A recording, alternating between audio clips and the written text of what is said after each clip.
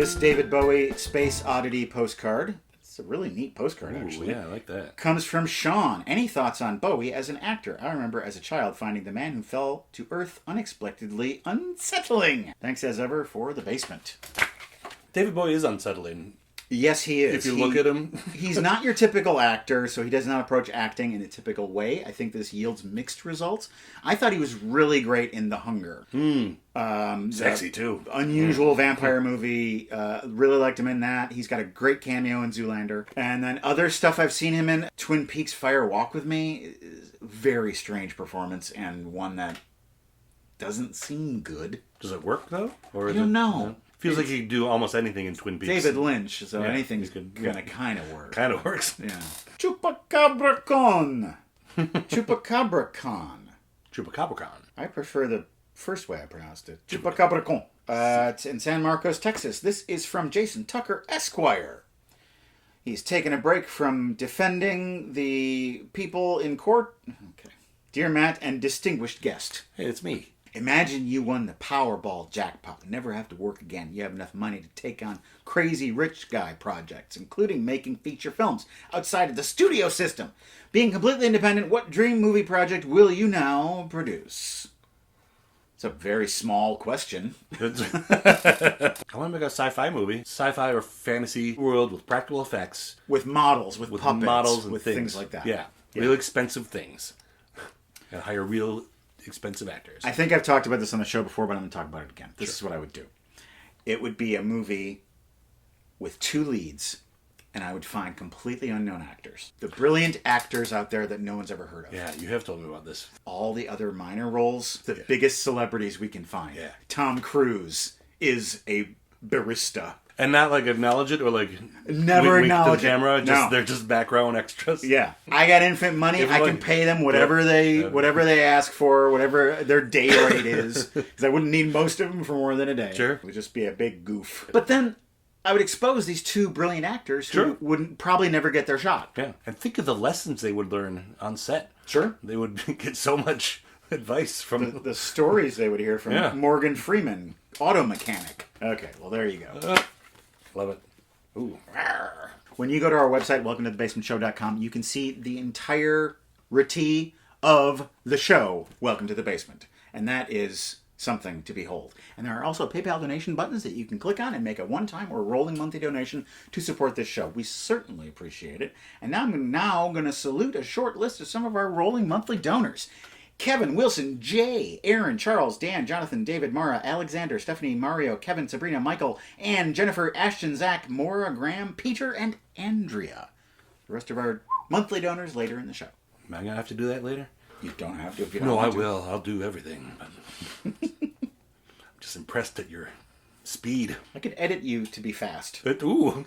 Leave a clear space in between. Okay. I'll do my best. I'll crunch them all together. I don't normally do jump cuts on this show, but I will do it for my friend Mike. It's now time for viewer questions. Brian Jacobson. Do you think that the way black and white movies use shadows is missing in color movies? I'm not sure that's the right question. I think that color movies can't do shadows the way that black and white movies can, because the film stock it uses light in a different way. But I think there are many movies that use shadows similarly to the way that black and white movies do. The one that jumps to mind is the Coen brothers' first feature, Blood Simple. Very nice use of light and dark in that movie. Pretty much good use of shadow. Anything that is considered neo-noir, Body Heat, The Ice Harvest, movies like this will play with light and dark. Jordan Romaker, what is a project you've imagined undertaking but never actually came to fruition because it was ultimately too ambitious or beyond your means? Pick one. I know you've got a lot of them. I have piles of projects that will never be done. But there was one that you and I worked on. We wrote a movie together, the Rick Springfield movie. Oh, yeah. We wrote a comedy movie together. It's very funny. I've reread it recently. I remember moments from it that were very amusing. Yeah, the side plots are funnier. The base concept, though, his band is going to open for Rick Springfield. And in revenge, because he thinks Rick is after his girlfriend. He plays Jesse's girl as his closing number. It's ruining Rick's set. And then, then Rick moves into his town and ruins this guy's life. Makes his life a living hell, yeah. The biggest problem with this project is it relies on getting Rick Springfield to do a movie with us.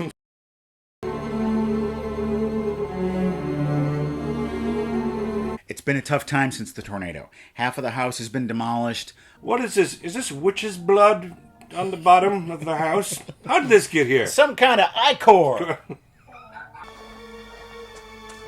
It's the key to unlock the trunk where my uncle keeps his special pictures. Sexy lithographs. Erotic tintypes. Dorothy, My friend sent it to me on a shooting star. remember how we spoke? With our tongues in our mouth and our upper palate.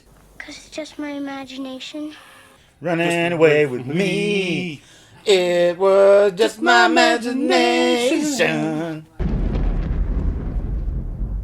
At this point, she could walk outside and get electrical therapy from the sky. Free therapy.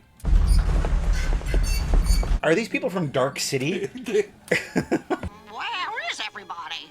I don't know, Belina. Oz is pretty big. It's a lot more gentrified than I remember it to be. They scream about beware the goblin. Nope, not the Goblin King. That's Labyrinth. It's a different movie. Dorothy Gale from Kansas.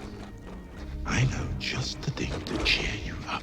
Let me hug you and turn you into a diamond. Because that's how that works, right? I have always valued my lifelessness. Lifeless for life. Faster! Faster! She's already here. But not for much longer. He's giving off some real Mr. Belvedere vibes right now. Don't look at him, Marion! Be the Queen of Oz, Dorothy. Be the queen of... That's not how anything works. That's not how democracy works or a monarchy. You just scream, be the queen. Be the president, Dorothy. That scarecrow is a true doofus in every molecule of his body. It's nice to have room of your own, isn't it? Well, that's what Virginia Woolf says anyway. I'm in here with the Candyman. There is a package on top there. Why don't you open that up for us? Do not bend. Oh, look at that. Orville Peck, show pony. That name sounds familiar. Orville Peck? Oh, you're not familiar? Oh, you know? Yeah. Oh, he's great. Hides his face. Oh, the guy who hides his face. Yeah. I was just listening to him the other day. He is great. He's got a really good voice. I'm looking forward Smooth. to checking this out. There's a note here from Paul who says, thanks for the great show and discussion. You're welcome, Paul. Thanks for the Orville Peck. You're going to like him. Now I'm going to have you read the rest of our rolling monthly donors, and I bet you're going to do it real fast. I'll do it real good. Amber, James, Katrine, Melanie, Alessio, Ella, Andres, Nathan, Trevor, Nicholas, Emily, Mitchell, Adam, Ralph, Ann, Mike, Kempson, Patrick. We have one more package to open. Mike, why don't you hand it over?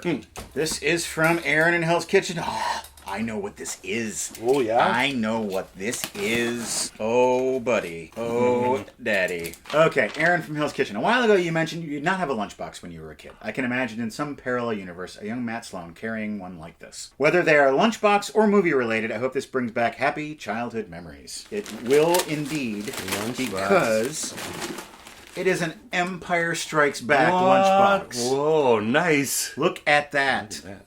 I mean, God damn, this is in perfect shape. Yeah. And here's the other side. Tauntaun. Oh, man. I was just thinking about Yoda in Empire Strikes Back.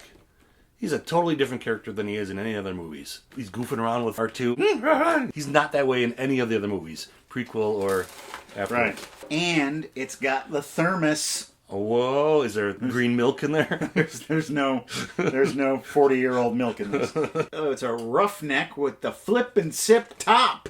Flip and sip. Look at that. So you can drink your For all your flipping and sipping cocoa needs. out of there, or you could pour milk in there, or do whatever you need. Yeah. Look at that spout. Wow. I don't think I ever had a lunchbox as a kid. I've seen pictures of this, and the pictures do not do it justice. This is a beautiful piece of lunchbox memorabilia, and I will treasure it. It will have an honored place on my shelf of things.